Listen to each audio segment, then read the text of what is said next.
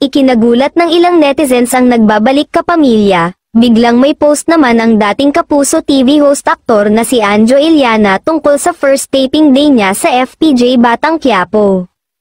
Tuwang-tuwa ngang flinex ni Anjo na kasama niya sa first taping niya for Coco's serye si Barbie. Ang picture na pinost ni Anjo ang patunay na mali nga ang chikang wala na si Barbie sa FPJ Batang Quiapo. Saka ang alam din namin, may balak din ang kapamilya na ilagay si Barbie sa incognito na pinagbibidahan ni na Richard Gutierrez, Daniel Padilla.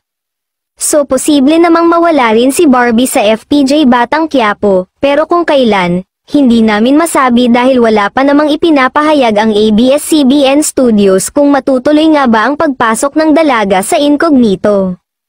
Naglabas nga ng official statement ang ABS-CBN dahil sa kaliwat ka ng fake news mula sa mga hindi legit na showbiz websites tungkol kay Barbie Imperial na wala na sa FPJ Batang Quiapo. Wala raw katotohanan ang chikang nagpaalam na sa Batang Quiapo ang aktres. Ayon sa production company Dreamscape Entertainment, walang katotohanan ang mga usap-usapan na wala na si Barbie Imperial sa FPJ Batang Quiapo. Nakakapag-usap sina Barbie, Coco Martin, at ang production team, at tuloy-tuloy pa rin ang pagganap niya bilang tisay.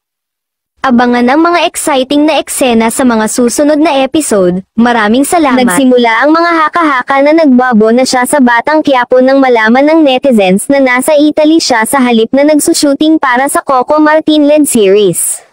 Iniintriga rin ang pagpunta ni Barbie sa Italy dahil doon kinukunan ang bagong serye ng rumored boyfriend niyang si Richard Gutierrez.